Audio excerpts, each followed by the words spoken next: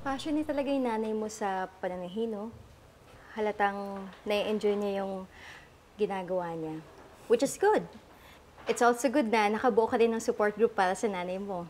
Like what I've said before, bukod sa ginagawa mo para sa kanya, nakakatulong rin sa pag-improve ng kondisyon niya na nandito sina Atty. Oliveros at si Donna. Kasi Doc, sinusunod ko po lahat talaga ng bilin niyo. Kasi gusto ko mas mapabilis po yung pagaling niya. At nag-work lahat ng yun. Malaki na yung improvement ng kondisyon niya. Kaya babawasan na natin yung medication ni Ma'am Luisa. And gawin na rin natin once a month yung therapy niya. Ay, naku, salamat. Ay, naku. Sure na sure talaga ako na magtutuloy-tuloy na yung pagaling ng nanay ko. Thank you, Doc. Salamat. Welcome.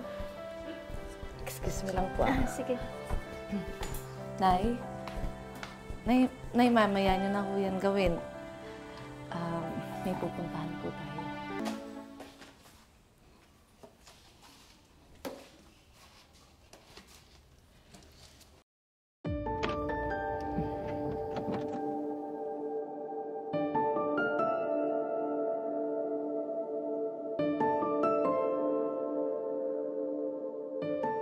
Nay? Nay, ano pong ginagawa niyo dyan? Naglilinis ako. Isasama ko sana itong kwarto, nakakandado. Ano ba nang langan ng nasa loob niyan? -2 na sila sa akin. 3 na lang. Para makuha na namin ni nanay ang hustisya. Storage room po natin yan. Kaso di ba ayaw natin ng madumi tsaka ng makalat. Kaya nilak na lang po namin. Tara, Nay. Ha? Alam mo, may hinanda ako sa yung cheesecake. Ay, teka. Oo. Cheesecake. Ang sarap po nun. Tara, kain po tayo ha kasi alam mo na. Tara na. Nay. Dami palang tao, no? Opo, Ninang. Kasi weekend ngayon, kaya madaming gumagala. Ninang? Malayo pa ba? Ay, banda doon pa po, Ninang. Kaso, hindi po alam ni Gigi na pupunta tayo, Baka mamaya busy yun. Hindi. Dapat kasi sana muna mag-text tayo o tumawag sa kanya bago tayo pumunta. Gusto ko siyang surpresahin eh. Gusto ko makita niya na kaya ko na lumabas. Sige, Ninang. Saan na ba yun? Bandang doon pa po, Ninang. Ay, huwag ka na umiyak. Alam mo ba, nakakabawas ng ganda yung bawat patak ng luha? Sobrang hindi ko lang talaga mapigilan. Alam mo, mabuti pa. Ililibre na lang kita sa favorite kong coffee shop. Treat kita. Let's go. Tara.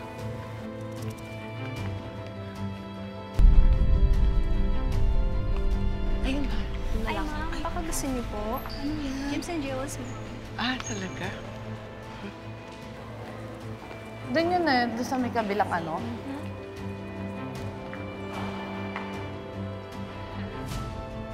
Okay. Nakalimutan ko pala yung bago, nandun yung pera ko eh. Kunin ko lang saglit, mabilis lang ako, promise. Okay. Diyan ka lang ha. Okay. Tawagin niyo lang po. Kasali mo. Sige. Salamat. Salamat. Mahal naman kasi, Ninang. Ay, Riley, nakuha ko na yung bag ko.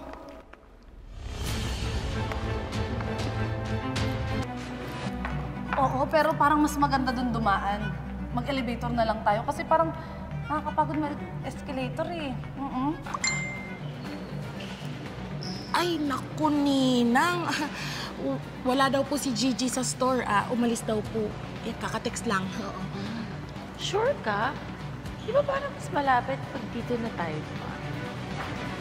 Pero mas maganda dun. Tara na, tara Hindi, na. baka gusto mo maglakad-lakad lang muna tayo? Ay, wag na ho, Ninang. Medyo, maasim po yung timpla ng tiyan ko. Kaya tara na ho, uwi na po Mag-CR tayo. ka na muna, tapos antayin kita. Ay, wag na ho, Ninang. Matagal po to. Tsaka maarte po yung puwet ko. Sa bahay na lang po, Ninang. Oo, maarte. Oo.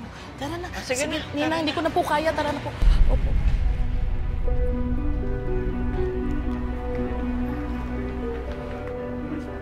Pero parang mas tama ka nga.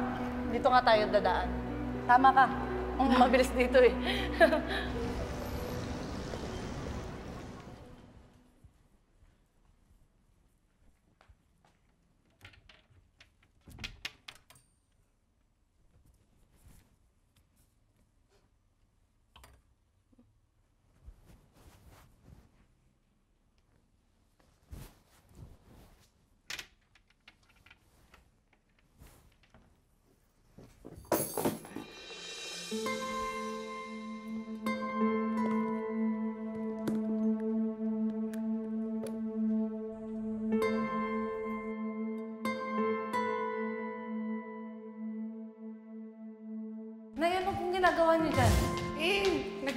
naglilinis ako, isasama ko sana itong kwarto, nakakandado.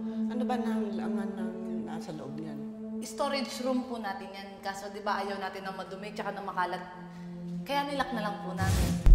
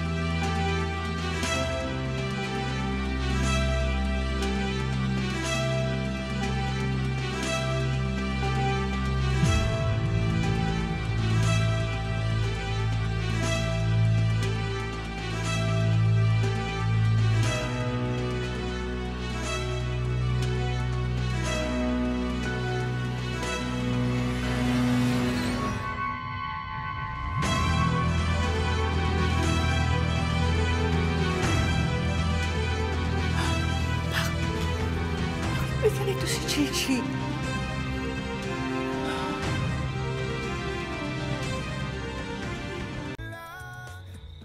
Grabe, ang labo ni nanay. Dati pa ulit-ulit yung sinasabi sa akin na lumaban ako. Ngayon naman lumalaban ako, kontrapelo naman siya. Siyempre naman, Bessie. Eh, sino ba naman ang hindi manginginig ang tuhod? Pagkatapos ng lahat ng pinagdaanan niya dun sa mga kamay ng mga hayop na yun. Eh, di ako. Eh, di ikaw na. Ito naman eh. Bessie, bukod naman kasi sa sangkatutak na balljack na inabot ng nanay mo, muntik pa siyang mategi. Eh di siyempre, natatakot lang yun sa mga pwede pang mangyari sa inyo. Yun nga yung sinasabi ko sa kanya eh, na natuto na ako. Di ba nakita mo naman lahat ng nagbago sa akin sa lahat ng mga kaya kong gawin, di ba, Bessie? Eh, ginagawa ko lang naman to, hindi naman para lang sa aming dalawa eh, kundi sa lahat ng mga naapi at maaapi pa lang nila. Alam ko naman na mabuti ang intensyon mo, kaya mo nagagawa to. Pero, Bessie, baka siguro dapat pause ka muna. Kung ayaw mong lumaki yung tampuhan nyo ng nanay mo, baka siguro dapat isantabi mo muna lahat ng mga plano mo. Kahit saglit lang, di ba? Abangan na lang natin muna ang susunod ng mga kabanata. Di ba? Sala.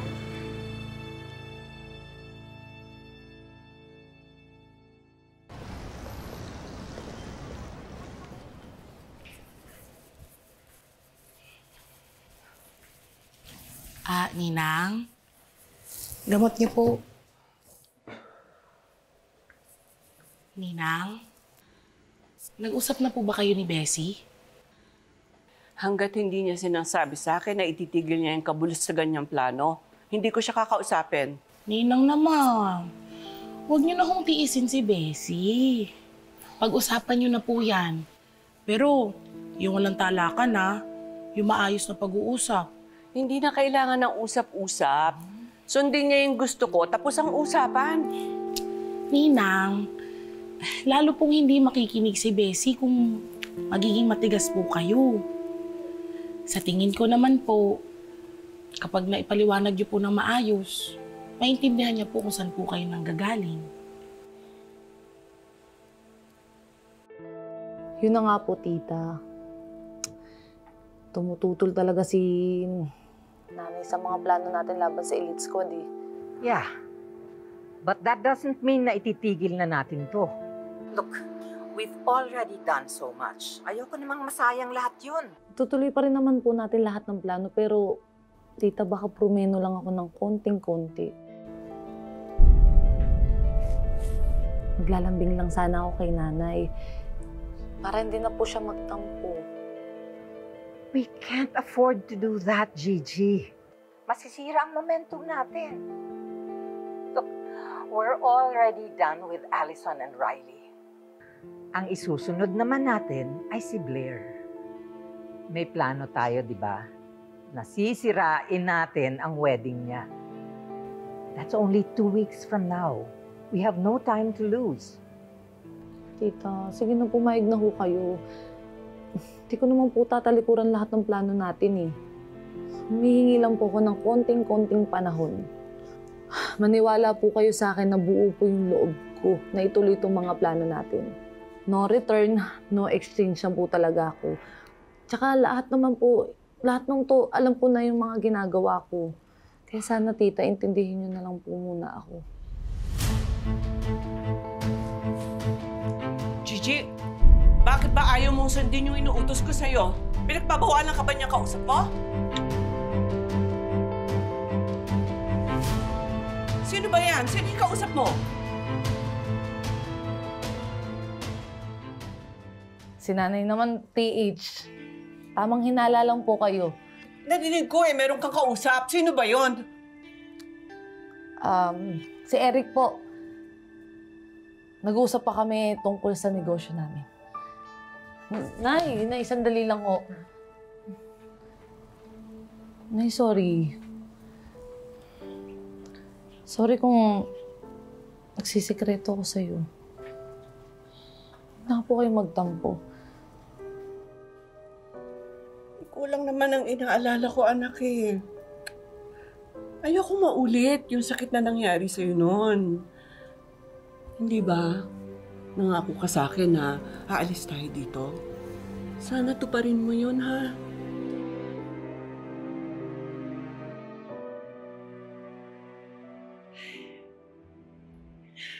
Ganito pa talaga ang feeling, no? I'm so happy. Miss Blair, rehearsal na tayo? Sure.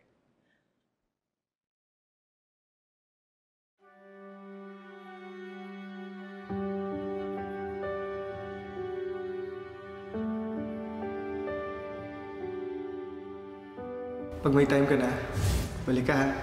Nakakamiss kasi may tinatrain ako. Nakakamiss ka. I'm sorry. Hindi ko dapat sinabi yun. Ano ka ba? Okay lang. Pwede naman tayo gumawa ng ibang paraan para hindi natin ma-miss yung isa't isa, di ba?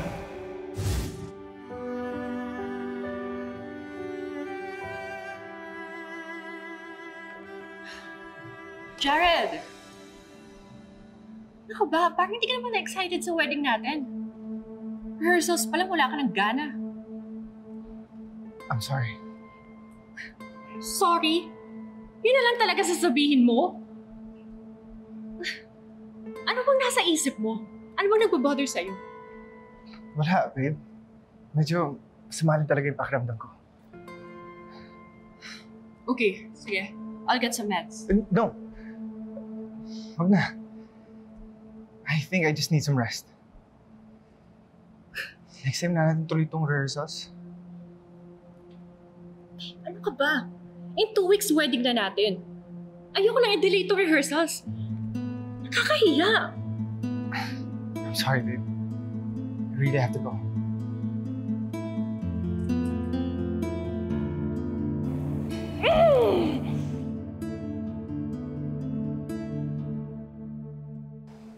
Alam mo, attorney, wala pa yata ako sa wisyo. Ginagawa na ni Gigi yung plano niyang laban dun sa Elite Squad. Nagpapasalamat naman ako ng malaki dahil naandyan ka para sa anak ko. Maski na noon pa. Alam mo yan. Kaya sana kung meron kang nalalaman, sabihin mo sa akin. Gusto niyo po malaman kung alam ko po yung plano ni Gigi? Opo, alam ko po. Pero Ma'am Luisa, maniwala po kayo sa akin, ha? Sinubukan ko siyang pigilan, kaso nga lang... Hindi mo na kailangan magpaliwanag dyan, attorney. Kung sa akin nga ay hindi nakikinig si Gigi sa'yo pa. Pasalamat na lang ako at lagi mo siyang tinutulungan. Maski na sa negosyo niya. Negosyo? Hindi ba? Nagkaroon ng konting problema kaya nagkausap kayo kanina?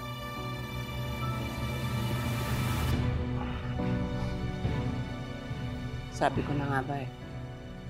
Nagsisinungaling sa akin yung anak kong yan. Ano pa bang hindi sa akin sinasabi ni Gigi?